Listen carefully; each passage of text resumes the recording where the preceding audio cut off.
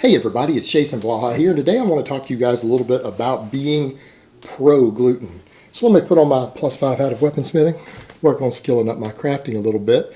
And for those who wonder why I wear this hat, it's because it makes me look like a goddamn sexual tyrannosaurus. Bonus points to anyone who knows the movie reference. So, pro-gluten. Why do we need a pro-gluten movement? Because there's been an enormous anti-gluten movement. All right, people have gone on and on about anti-gluten, gluten intolerance, gluten allergies. Whole diet books have been written on this topic to scam people out of their hard-earned money buying these stupid-ass books.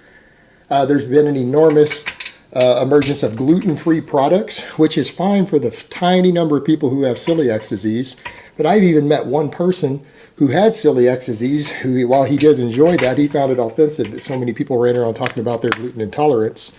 Who could actually eat gluten if they really wanted to without suffering negative effects, that it's psychosomatic in their head. And it really pissed him off because he's one of the tiny, tiny minority of people, less than 1% of people who has a legitimate gluten problem.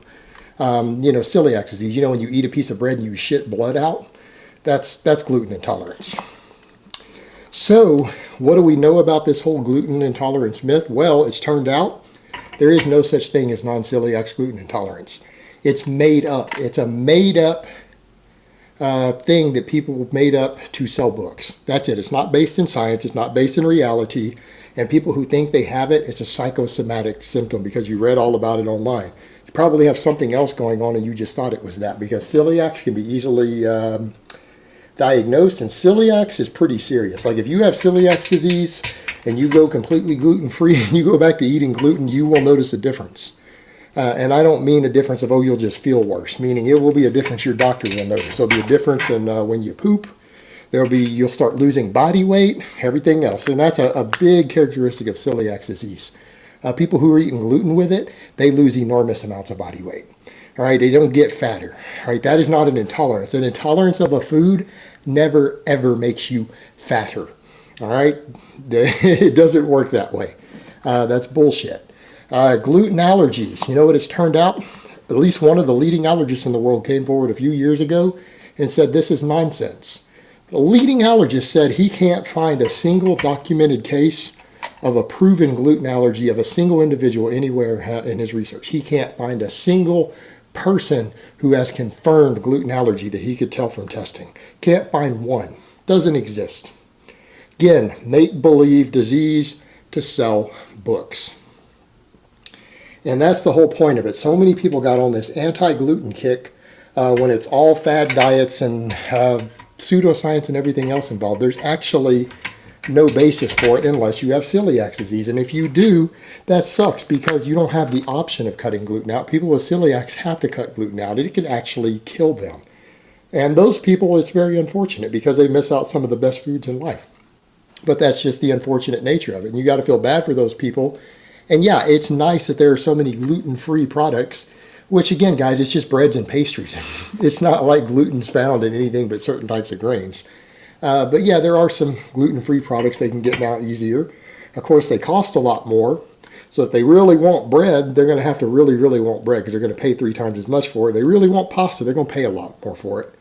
But at least they can get it now. But ultimately, it's been used to sell products. But as like I've said before, some of them are unhappy about the fact that all these other people think they have one and they don't. And it's even a problem for restaurants because a person goes and says, I have a gluten allergy. Well, the whole staff has to go on high alert now and make sure that no gluten gets in any of your food, and you really don't fucking have it. You don't. There's no such thing as a gluten allergy. There's never been one found. But when you go tell people at a restaurant you have an allergy, they have to take extreme care to make sure you don't get exposed because they know that their restaurant is going to get sued into the ground if they slip something in that you're allergic to and you have a major reaction in their restaurant. So yeah, they have to take it seriously even though there is no such thing. It's a major inconvenience to businesses. You're basically being a dick when you really don't have an allergy that you claim that you do. So it's a problem. So why pro-gluten? What's so special about gluten? Why should we like it? Well, here's a high gluten product right here, my post-shredded wheat. The health benefits of that, of a high gluten food. You guys ever look at the nutrition label of high gluten foods? All right, I'm going to read down the list here for you and tell me how healthy this sounds to you, anyone who knows nutrition. This is a serving size. It has 210 calories. All right, 210 calories, 1.5 grams of fat, 0 grams saturated fat, 0 grams cholesterol, 0 grams of sodium, 230 milligrams of potassium. All right, out of the 47 grams of carbs, 8 grams of fiber. All right, guys, 8 grams of fiber per serving. That's per 200 calories. So pretty much, if you wanted to get 30 grams of fiber a day, you need to eat about 700 to 800 calories of this, and you've hit 30 grams of fiber in one day. That's a nice, healthy amount. That's enough to keep your bowels healthy. 0 sugar, 7 grams of protein per serving. All right, so out of the 200 calories, you're also getting 7 grams of protein, which means if you were to eat 4 servings of this so that you get 32 grams of fiber, you got your fiber for the day, you get a bonus of 28 extra grams of protein. You know what? When people are trying to build muscle, 28 grams of free protein with one of your major carb sources, that's free protein. That's a carb source that's got protein in it. You know what? Interestingly enough, most of your really high satiety carbs, stop and think about that. Which carbs out there do people think of that really have a lot of fiber, a lot of protein in them, that are low fat? Whole grains. Whole wheat, oats, barley, rye, all that stuff. Those are really your healthiest grains. Everyone who studies nutrition a little bit figures that out. Those are really healthy grains. They're part of a balanced diet. Most registered dietitians say you eat more of those things. They all have gluten in them. Gluten is a protein. All right, gluten is a protein. So when I'm saying, oh man, 7 grams of protein per serving, we're talking about gluten. Incidentally, carbohydrate sources that are high in fiber and high in protein tend to be very satiating. They're valuable for controlling body weight. They're also valuable for controlling blood sugar. All right, these are the foods that you want to eat.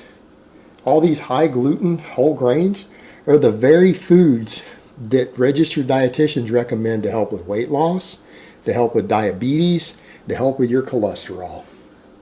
All right, that's something I think most people are concerned about. Anyone who's serious about their health, anyone who wants to improve their health is probably worried about controlling their body fat. Yeah? How about controlling your cholesterol, controlling your blood sugar? High gluten foods are some of the best foods in the world for doing that. They are the best carbohydrate sources in the world for doing that. I mean, if you want to eat a high carb diet that's really healthy, that gives you nice stable blood sugar levels, stable energy, keeps you full, all these high gluten, these gluten-filled, remember gluten's a protein, these gluten-filled foods are some of the best carbohydrate sources ever for this role. If you really want to be athletic and fit and healthy, foods that are high in gluten are actually staple sources. These are staple carbohydrate sources for you. They're fantastic. So being anti-gluten would be pretty absurd if you don't have celiac disease. In fact, being pro-gluten seems to be helpful for being athletic and fit and healthy, doesn't it? When you look at the foods that have gluten in them, whole wheat, whole oats, barley, rye.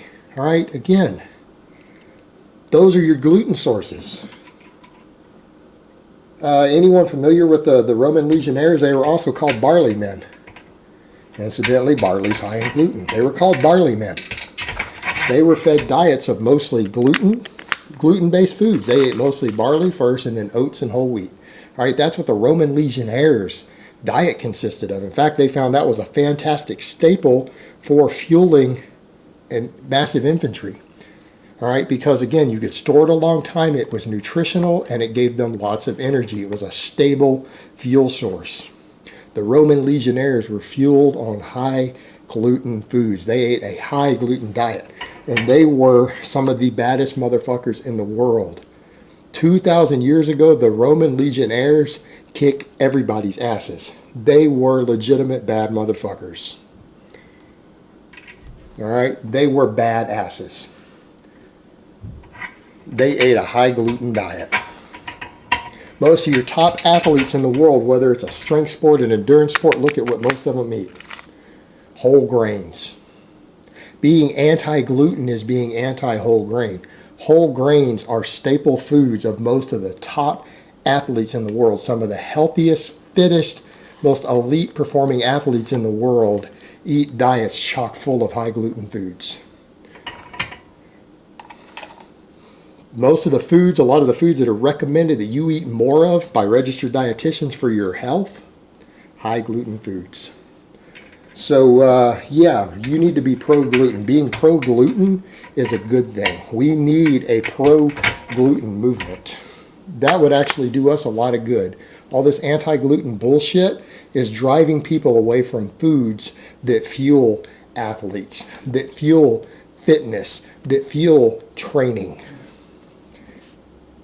Keep that in mind when people start talking about being anti-gluten. Well, you should avoid gluten. Why? High gluten foods are fucking awesome. Alright guys, but that's really all I have to say on that today. I hope it's been informative, and I will talk to you guys next time.